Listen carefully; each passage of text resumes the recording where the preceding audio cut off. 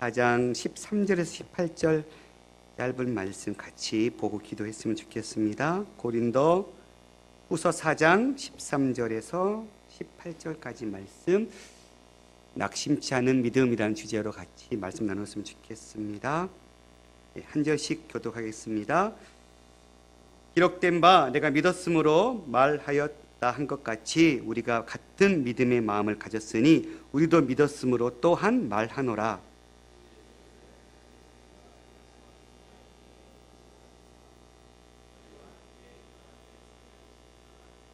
이는 모든 것이 너희를 위함이니 많은 사람의 감사로 말미암아 은혜가 더하여 넘쳐서 하나님께 영광을 돌리게 하려 함이라.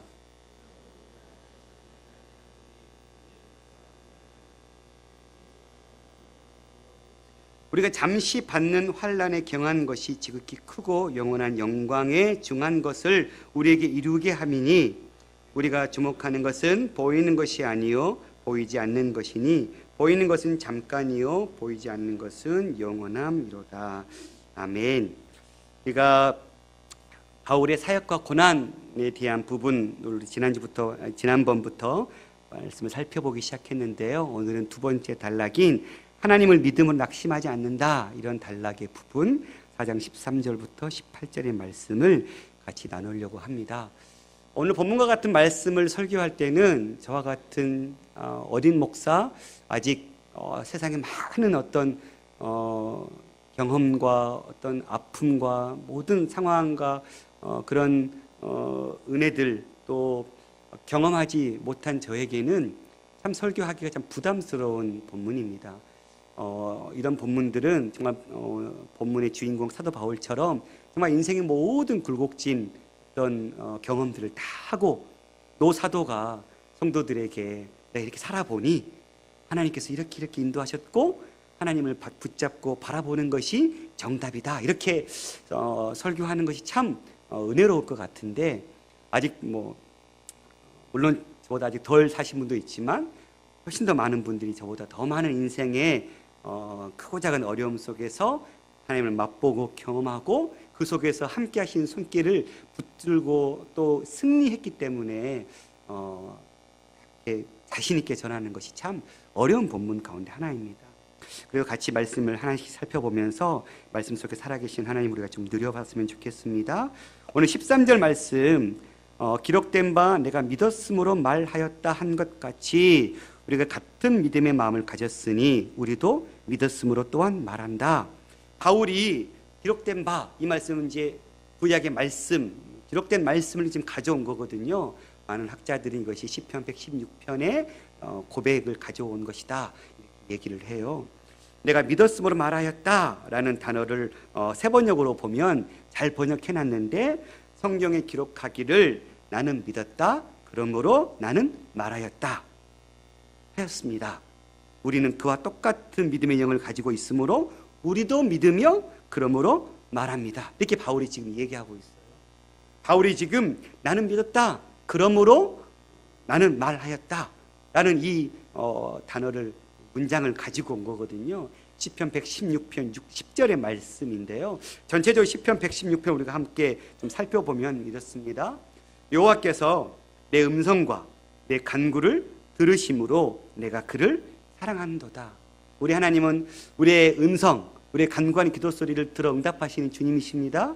시인은 지금 그것을 노래하고 있어요. 그러면서 그의 귀를 내게 기울였으므로, 우리가 믿는 신앙은 죽어있는 어떤 존재를 믿는 것도 아니고 어떤 먼 곳에 계신 분, 우리와 내주하시지 않은 어떤 다른 공간에서 거하시는 그런 분이 아니시죠. 살아계신 하나님이실 뿐만 아니라 우리의 삶 속에 또 우리의 영혼 속에 찾아오셔서 우리와 늘 교제하시고 함께 하시는 하나님, 그 하나님은 우리에게 귀를 기울이신 주님이시다. 내가 평생에 그래서 기도하겠다. 그런데 지금 이 시인의 상황은 그리 녹록지는 않습니다. 사망의 줄이 나를 두르고 수월의 고통이 내게 이름으로, 죽을 것 같은 지금 상황인 거예요. 누구도 도와주지 않은 상황, 마치 그냥 죽음 지옥에 떨어진 것과 같은 그런 상황에 시인은 지금 놓여져 있는 것이죠. 그래서 내가 환난과 슬픔을 만났다. 이런 상황이에요. 누구도 도와줄 자 없고 누구도 기댈 데도 없는 상황. 그리고 앞에 보이는 상황은 첩첩산중에 크고 작은 문제들이 계속 펼쳐져 있고, 그런 상황 속에 시인은 하나님 앞에 그럼에도 불구하고 하나님은 내가 이런 상황 가운데서도 내가 하나님을 바라보고 기도할 때 주님은 내게 귀를 기울이신 하나님이시다 하면서 고백하는데, 4절에 보니까 내가 여호와의 이름으로 기도하기를 여호와여 주께 구하오니 내 영혼을 건지소서 하였도다. 여호와는 은혜로우시며 의로우시며 우리 하나님은 긍휼이 많으시도다.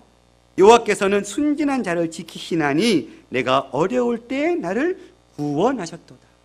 시인은 누구도 도와줄 수 없는 그 상황, 지옥과 같은 그 어떻게 해볼 수 없는 그 상황 가운데 하나님을 바라보고, 그 하나님은 내가 그런 상황 가운데 있다 할지라도 나를 건져내 주시는 분이시다. 나를 그 누구도 구원해 줄 수 없는데 내가 믿는 그 하나님은 내 기도 소리에 귀를 기울이시면서 내 어려움 가운데 나를 건져내 주시는 분이시다 라고 지금 기도하고 있는 거예요. 그러니까 어떤 누가 봐도 낙심하여서 지쳐 쓰러져 있어도 저 정도면 그럴만하지 뭐 이런 상황인데, 시인은 그런 상황 속에서도 여전히 낙심하고 지쳐 쓰러져 있는 상황이 아니라 그 가운데서도 눈을 들어 주를 바라보면서 내가 믿는 하나님은, 내가 기억하는 하나님은, 내가 따르는 하나님은 나와 늘 함께 하시면서 내 신음하는 기도 소리를 응답하시고 들어주시는 주님, 그리고 나를 그 누구도 건져낼 수 없는 나를 건져내 주시는 분, 나를 구원해 주시는 분이라고 시인은 기억하면서 주님 나를 건져내 주십시오, 나를 구원하십시오 하고 기도하고 있는 거예요. 7절에 그렇게 기도했던 그는 내 영혼아 내 평안함으로 돌아갈지어다. 왜요? 하나님이 자기를 건져내실 것입니다. 그렇게 기도하고 불안에 떨고 있는 것이 아니라 믿음의 눈으로 확신하고 하나님 나와 함께 하실 거야, 나를 건져내 주실 거야. 그리고는 자기 스스로에게 명령하는 거예요. 그리고 떨지 말라. 내 영혼아 내 평안함으로 돌아갈지어다. 그 어려운 고통 속에서 불안해하고 염려하고 덜덜 떨고 있지 말고 너를 건져내 주실 유일한 그 하나님을 네가 바라보았다면 이제 진짜로 믿음으로 그 하나님을 의지해라. 평안을 맛봐라. 여호와께서 너를 후대하심이로다. 주께서 내 영혼을 사망에서, 내 눈을 눈물에서, 내 발을 넘어짐에서 건지셨나이다. 내가 생명이 있는 땅에서 여호와 앞에 행하리라. 내가 크게 고통을 당하였다고 말할 때에도 나는 믿었도다. 이게 아까 바울이 비유한 말씀이거든요. 바울은 크게 고통 당하였다고 말하는 그 순간 나는 지금 엄청난 고난 가운데 있어. 근데 그 상황 속에서도 바울은 뭐 한 거예요? 나는 믿었다라는 거예요. 뭘요? 그 고난에서 하나님만이 나를 건져내줄 수 있는 분이시라는 사실. 하나님 나를 그냥 사망의 음침한 그 골짜기에 가둬놓고 내몰라놓고 나를 모른 채 하시는 하나님이 아니라 그 가운데 나를 유일하게 건져내시는 분이심을 이 시인은 믿었다라는 거예요. 그 믿음을 바울은 지금 끌고 오는 거예요. 그 믿음, 고난 가운데 나를 하나님이 유일하게 나를 건져내시는 분이고 내 발을 사슴과 같이 뛰게 하시는 분이 내 하나님이다. 이런 시인의 고백을 바울이 지금 가지고 오고 있어요. 바울의 상황만 생각해 보면 고린도후서를 쓸 때 상황, 그냥 고린도 교회 상황만 보더라도 고린도 교회는 바울이 눈물로 씨를 뿌렸던 교회잖아요. 친히 자기가 세운 교회예요. 고린도 교회를 제외한 여러 많은 교회를 세울 때 겪었던 어려움은 제쳐주고라도 바울이 고린도 교회를 자기가 눈물로 세웠어요. 그런데 그 교회가 지금 풍지박산 직전이에요. 성도들은 바울파, 아볼로파, 그리스도파 막 나뉘어져 있어요. 온갖 우상과 온갖 죄악의 문제들로 교회는 어지러워요. 상황은 녹록지 않아요. 그런 상황 가운데 거기다가 그릇된 믿음으로 하나님 온전히 바라보지도 않고 있어요. 거기에 거짓 선지자들은 들끓고 있어요. 뿐만 아니라 바울 사도를, 그 교회를 세운 장본인을 거짓 사도로 몰면서 사도가 아니라고 하고 있는 상황. 이걸 오늘날도 가져가 보면 제가 교회를 세웠어요. 저 목사님이 뜨인돌교회를 20대 후반, 31살이라고 그러셨나? 31살 때 어제 우리 나눔하다가 31살의 나이면 정말 젊으실 때 그렇게 세웠어요. 그런데 그 교회의 성도들이 정 목사님을 나가라고 하고 필요 없다고 한다면 목사님 가슴이 찢어질 거예요. 내가 어떻게 이렇게 눈물로 기도로 말씀 연구로 세웠는데 감히 성도들이 나한테 이런 대접할 수 있나? 아마 그런 충분한, 그렇게 생각해도 전혀 누구도 그것에 대해서 부인할 수 없는, 바울은 지금 그런 고통 가운데 지금 내몰린 거예요. 자기가 눈물 뿌려서 세운 교회가 자기를 떠나버린, 배신하고, 뿐만 아니라 믿음으로 잘 성도들이 하나님을 향해서 잘 걸어가면 그것보다 더 기쁜 일이 어디 있겠어요? 목회자가. 그런데 성도들은 온갖 이단에 다 빠져 있어. 신천지에, 여호와의 증인에, 거기에 누구는 누구 장로님파, 누구 장로님파 막 이렇게 나눠져 있다면 아마 그 교회를 세운 목회자 입장에서는 가슴이 찢어질 일일 거예요. 내가 뭐 했나 지금까지. 막 그런 상실감도 들 거예요. 그런 상황 속에서 바울은 누굴 바라보고 있는 거예요? 하나님 바라보고. 내가 하나님을 위해서 교회를 세웠고, 나는 하나님의 나라와 하나님의 복음의 확장을 위해서 나는 복음의 증인의 삶을 살았을 뿐이고 하나님 이 교회를 책임지시겠지. 그런 믿음으로 지금 바울은 하나님 바라보고 있는 거예요. 그러면서 이런 말씀이 생각나는 거예요. 나는 다른 이에게 믿음의 선한 영향력을 끼치고 있는가? 바울은 지금 이 시편의 저자의 그 고백을, 다른 이의 신앙의 고백을 자기 상황 가운데 끌어와서 나도 저 사람처럼 내가 이렇게 지금 원망하고 불평해도 전혀 문제되지 않는 상황이지만 그러나 난 낙심하지 않고 낭망하지 않고 나는 나를 붙드실 하나님을 바라보겠다. 나도 똑같이 동일하게 그 시편의 저자의 고백처럼 이렇게 일어서고 있는 거잖아요. 그럼 나는 내 믿음은, 여러분이 지금 행동하는 믿음의 그 선한 행위들은 다른 누군가에게 그런 도전을 주고 있는가? 다른 누군가에게도 묻기 전에 나는 내가 목사로서 지금 걸어오고 있는 내 믿음의 그 삶의 행위들이 정말 성도들이 보기에 정말 목사님처럼 살아야 되는데, 정말 목사님 사랑한 것처럼 사랑해야 되는데, 목사님이 섬기는 것처럼 섬겨야 되는데 그런 도전을 내가 주고 있는가? 나는 누군가가 내 믿음의 행동을 보면서 저렇게 살았으면 좋겠다, 정말 저런 믿음의 삶을 나도 걸었으면 좋겠다, 이런 영향력을 주고 있는가?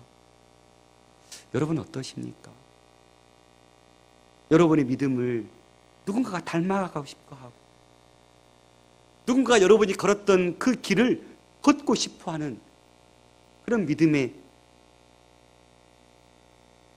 후세대들 혹은 믿음의 자녀들이 있으십니까? 우리 생동교회 안에 이런 믿음의 선한 영향력들이 서로에게 정말 흘러가는 그런 성숙한 공동체가 되었으면 좋겠습니다. 장로님의 믿음의 선한 그 모습을 보고 닮아가려고 하고, 집사님의 그 믿음의 선한 그 행동들을 바라보면서 저분이 지금 저 상황에서 저렇게 찬송할 수 있는 상황이 아닌데 저분은 저 상황 속에서 하나님 바라보면서 묵묵히 이겨내네. 이런 선한 도전들, 우리 목사님 정말 너무너무 힘들고 괴로우실 텐데 정말 꿋꿋하게 교회를 세워가시는구나. 이런 선한 영향력들을 서로에게 정말 가져다 주는 그런 성숙된 공동체가 우리가 만들어진다면 우리 생동교회는 정말 미래가 보장된, 속된 말로 표현하면, 왜요? 다음 세대들이 뭘 보기 때문에, 우리 지금 믿음에 먼저 선 우리들의 모습을 보고 닮아갈 테니까. 그런 교회가 되었으면 좋겠다라는 희망을 꿈꿨었습니다. 먼저 내 스스로가 정말 목사답게 내 선한 믿음의 행동들, 내가 행했던 믿음의 발자취들이 정말 다른 사람이 따라가고 싶은, 다른 사람이 그 발자취를 우리 눈 오는 눈밭에 발자국 있으면 푹푹 빠질 때 그 발자국 밟아서 이렇게 걸어가잖아요. 마치 우리의 믿음의 선한 발자취들이 다른 누군가가 저 길로만 가면 너무 안전한 길이고 하나님을 잘 믿을 수 있는 길이야 하면서 따라올 수 있도록 우리 믿음의 선한 그 영향력들이 정말 잘 세워지는 그런 믿음의 사람들이 되었으면 좋겠습니다. 내 자녀들에게 부모로서 그런 믿음의 영향력을 흘러가도록, 교사인 우리가 우리에게 맡겨야 될 아이들에게 그런 영향력이 흘러갈 수 있도록 교회 여러 가지 곳곳에서 지도자로서 역할을 감당하는 성도들이, 그와 함께 사역하는 다른 성도들에게 그런 선한 영향력, 도전들을 주는, 그래서 정말 저분처럼 멋지게 섬겨야 되겠다, 이런 영향력도 우리가 좀 흘러갔으면 좋겠습니다. 바울은 그런 믿음으로 지금 고백하고 있는, 나는 쓰러지지 않겠다. 왜요? 나를 일으켜 세우실 하나님이 있으니까. 나는 그 하나님 바라보면서 내 힘들고 어려운 환난을 내가 넘어서겠다. 하나님이 나를 건져내실 거니까 그 믿음의 눈으로 지금 바라보고 있는 것입니다. 14절에 보니까 그 주 예수를 다시 살리신 이가 예수와 함께 우리도 다시 살리사 너희와 함께 그 앞에 서게 하실 줄 안다. 바울은 당장의 현실만 보고 있지 않아요.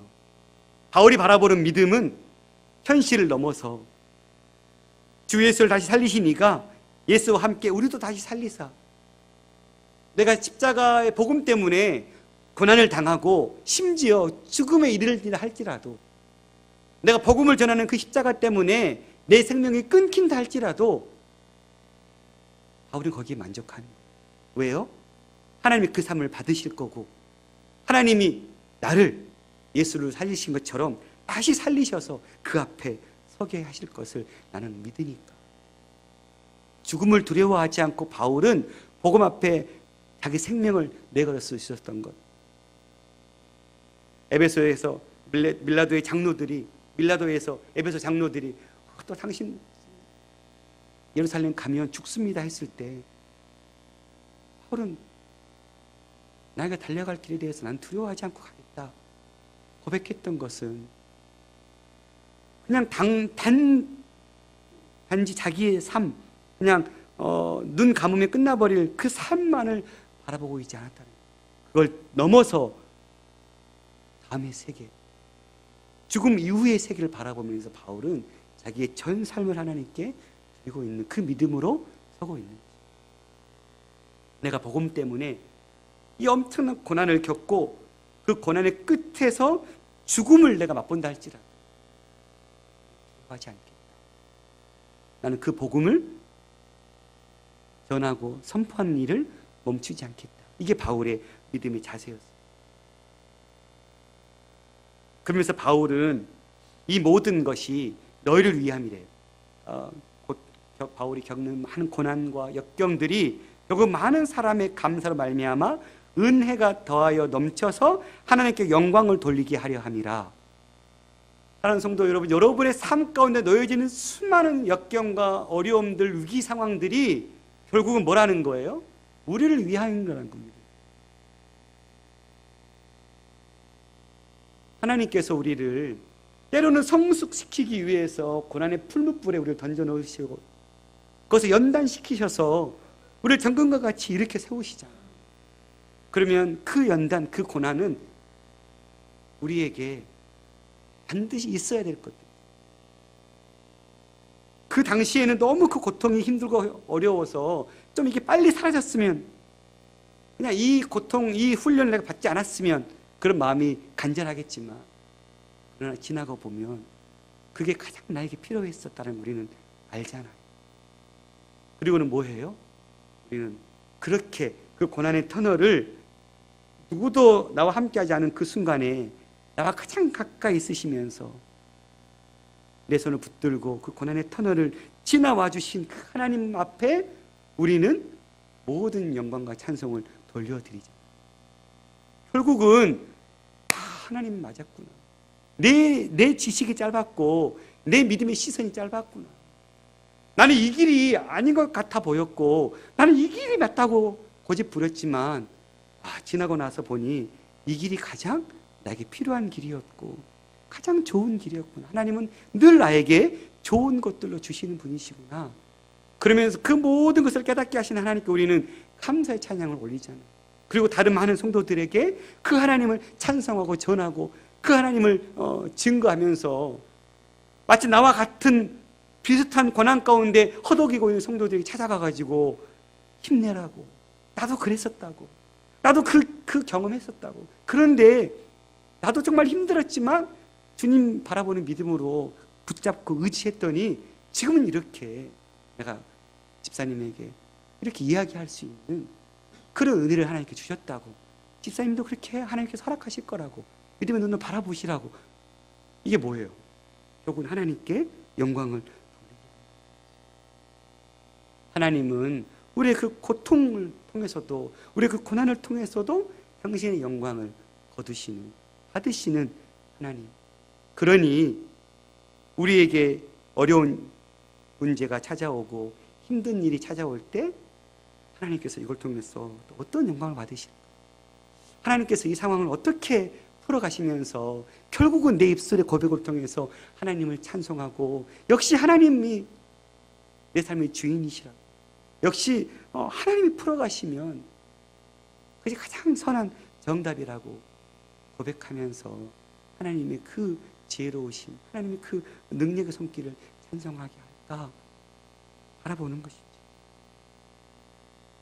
이런 하나님을 바울은 지금 믿음으로 낙심하지 않고 바라보겠다. 그러므로 16절에 보니까 우리가 낙심하지 말자. 우리가 믿는 하나님은 이런 하나님이시니까 결국은 그 어려운 상황과 환경 속에서 낙심하지 말고 다시 일어서라는 것. 고린도교회 성도들에게 많은 핍박과 어려움들이 너희들 눈앞에 지금 펼쳐져 있어서 믿음으로 인해서 엄청난 고통을 겪고 있지만 낙심하지 마라. 하나님 너희들을 도우실 거다. 너희를 그 환난과 그 역경으로부터 건져내실 것이다. 그 하나님 바라보면서 낙심하지 말라. 왜요? 우리 겉사람은 낡아지나 우리 속사람은 날로 새로워진다. 낙심하지 말라라는 것은 지치는 것, 실증나는 것, 용기를 잃어버린 상태, 축 늘어지다, 이런 뜻이거든요. 반면에 새로워지도다, 이 단어는 지금 수동태로 쓰고 있어요. 새롭게 되다. 하나님 우리를 새롭게 되도록 만드시는 거예요. 내가 새로워지는 건 아니에요. 내가 날마다 내 힘으로, 내 능력으로 나를 새롭게 만드는 게 아니에요. 하나님 안에 있을 때 하나님이 우리를 날마다 새로워지도록 만들어 가시는 거예요. 누가요? 하나님이 결국은 우리를 그렇게 만들어 가실 거라는 거예요. 그래서 새롭게 된다는 말은 어떤 도덕적인 변화 과정을 이야기하는 것이 아니에요. 성령으로 하여금 어떤 외적인 압력들을 초월하게 하는 어떤 날마다 새롭게 되고 힘을 얻게 하는 그 성령의 은혜, 그것들을 맛보게 하면서 결국은 믿음의 성숙한 그 분량에 이르도록 하나님께서 우리를 계속해서 변화시켜 갈 거라는 거예요. 그러니 더디 보이고 내가 내 스스로를 볼 때 좀 빨리 좀 바뀌었으면 그런 안타까움도 마음도 있지만 뭘 바라보는 거예요? 하나님이 나를 새롭게 하실 거예요. 이런 나도 하나님 계속 바꿔 나가실 거예요. 내가 하나님 안에 있으면, 내가 하나님 바라보면 결국은 내 속사람은 날로 나는 계속 세월의 흐름 속에서 늙어가지만, 내 육체적인 힘은 빠져가지만, 그러나 내 안에 하나님을 닮아가는 그 마음, 하나님에서 누리는 그 믿음의 깊이, 하나님과의 그 영적인 사귐의 그 깊이는 날마다 날로 새로워지고 깊어지고 넓어지고 풍성해지는 은혜를 하나님께서 맛보게 하실 거예요. 그 믿음으로 우리가 바라보면서 우리의 삶을 세워나갔으면 좋겠습니다. 우리가 잠시 받는 환난에 경한 것이 지극히 크고 영원한 영광에 중한 것을 우리에게 이르게 합니다. 새 번역이 좀 더 쉽게 번역해놨어요. 지금 우리가 겪는 일시적인 가벼운 고난은 비교할 수 없을 정도로 영원하고 크나큰 영광을 우리에게 이루어 줍니다. 뭐라고 하는 거예요 지금? 당장 우리는 잠시 받는 환난에 경한 것, 즉 우리가 겪는 일시적인 가벼운 고난. 근데 이 말이 참 걸리죠. 어느 누가 내게 삶 가운데 놓여져 있는 것을 가벼운 고난이라고 얘기한 사람이 얼마나 있겠어요. 너무너무 힘들고 괴로운 고난들이죠. 그런데 달리 보니까 그냥 거기에만 매여 있으면, 영적인 눈으로 바라보지 못하고 세상적인 눈으로만 바라보면 너무너무 고통스럽고 무겁고 중하고 어떻게 풀어볼 수 없는 문제인데, 영의 눈으로 바라보고 그러면 그것은 그냥 일시적인 그냥 가벼운 고난이라는 거. 그리고 그 일시적인 가벼운 고난은 비교할 수 없을 정도로 영원하고 크나큰 영광을 우리에게 소유하게 하는 거라는 거예요. 그러니 고통 가운데 있으십니까? 그 고통이 여러분에게 영원하고 크나큰 영광을 이루어주는 지름길임을 믿으시기 바랍니다. 그러면 우리는 이겨내지 못할 자가 없죠. 왜요? 그냥 세상적인 눈으로 바라보면 이것이 너무너무 중하고 무겁고 풀어갈 수 없는, 더 이상 어떻게 나는 할 수 없는, 손을 쓸 수 없는 그런 무거운 짐이었는데, 이 한평생의 인생을 바라보지 않고 영원한 삶의 시야로 다시 그 고통을 바라보니까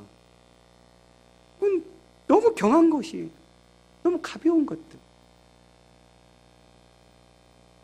돈 없으면 못 살 것 같고, 건강이 없으면 죽을 것 같고, 못 살 것 같고, 죽고 싶은 괴로운 그런 상황과 같이 느껴졌던 것들이 하나님의 그 영원한 삶을 바라보고 나와 영원한 삶 속에 왕노릇하며 살아가시는, 그것을 원하시는 하나님 입장, 그 믿음의 영적인 눈으로 바라보면 현실의 그 어려움이 더 이상 어려움으로 보이지 않는다는 거. 이게 비법인 것 같아요. 그러니까 우리의 믿음의 눈을 여는 것이죠. 세상적인 눈으로만 바라보는 것이 아니라.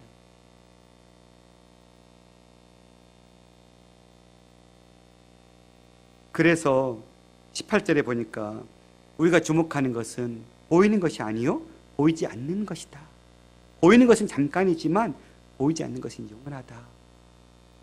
그러니까 당장 눈앞에 보이는 삶의 현실의 문제만 보고 거기에 급급한 인생 살지 말고 보이지 않는 하나님을 보는 영적인 눈으로, 보이지 않는 영원한 세계를 볼 수 있는 영적인 눈으로 우리의 삶을 다시 투영하라는 거예요. 그러면 커 보이고 좌절하게 만들고 힘들게 하고 낭망하게 하는 모든 것들이 너무 가벼운 것들로 바뀌어버리는 희한한 역사가 일어날 거라는 거예요.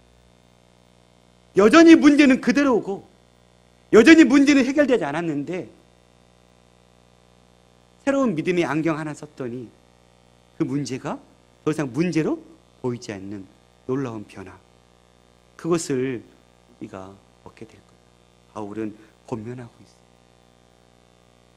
바울 스스로도 이런 믿음의 눈이 있었기 때문에 복음 때문에 겪게 되는 수많은 고난 속에서도 하나님을 원망하지 않고 묵묵히 죽음을 불사하고도 그 길을 걸어갈 수 있는 그런 믿음의 담대함이 바울에게 있었습니다. 바울은 스스로도 자기의 삶을 통해서 우리에게 증명해내고 있습니다. 사랑하는 성도 여러분, 우리도 지금 바울처럼 우리 인생의 어려움은 그냥 극히 상대적인 것 같아요. 똑같은 또 다른 고통도 너무 나에게는 그냥 너무 작은 것들이지만 어떤 이에게는 그것이 너무너무 크게 느껴지는 것이죠. 그러면 그 작은 거였지만 큰 어려움들도 결국은 어떤 눈으로 바라보는 거예요? 믿음의 눈. 보이지 않는 것을 볼 수 있는 믿음의 눈으로 바라볼 때 진정 그 문제들이 더 이상 우리에게 문제로 펼쳐지는 것들이 아니라 그냥 우리에게 영원하고 크고 위대한 복을 부여해 주기 위한 그냥 가벼운 문제들로 바뀌게 되는 역사가 일어날 것이다. 그러니 보이는 것을 주목하는 인생이 아니라 보이지 않는 것을, 그 영원한 것들을 바라보면서 이 땅을 살아가는 그 믿음의 지혜로움이 있어야 한다. 바울이 이렇게 우리에게 권면해 주고 있는 것 같습니다. 사랑하는 성도 여러분, 말씀을 마치겠습니다. 우리에게 이런 믿음의 눈이 있으십니까? 지금 우리는 너무너무 가장의 어려운 문제 때문에 고통 가운데 있으십니까? 어떻게 풀 수 없어서 하나님 앞에 허덕이며 주님 앞에 가난함으로 서 있으십니까? 우리 하나님만이 우리를 그 고통의 자리에서 건져내어 주실 유일한 분이심 우리가 믿음으로 고백하며 나아갑니다. 내가 하나님을 의지할 때 또 내 하나님은 나를 결코 버리지 않으십니다. 사망의 음침한 골짜기 다닐지라도 해를 두려워하지 않을 것은 주께서 나와 함께 하시기 때문이라는 이 믿음의 고백, 그것을 어느 상황 속에서도 흔들리지 않고 고백하고, 그리고 세상적인 눈으로 바라볼 때는 너무 풀어내기 쉽지 않은 문제일지라도 그것을 믿음의 눈으로 바라볼 때는 너무 가볍고 경한, 그냥 거뜬히 풀어낼 수 있는 그런 어려움임을 우리가 믿음의 눈으로 바라보면서 우리의 삶 속에 하나님 앞에 드려야 될, 그렇게 하나님 앞에 그 고난의 터널을 지난 이후에 하나님 나를 이렇게 멋지게 이렇게 세워주셨다고 하나님께 영광을 돌리는, 그리고 그 영광을 돌리는 그 믿음의 걸음들이 다른 누군가에게는 닮고 싶고 걷고 싶고 따라가고 싶은 그 믿음의 선한 발자취들이 될 수 있기를 간절히 소망합니다. 우리 항상 진실케 찬양합니다.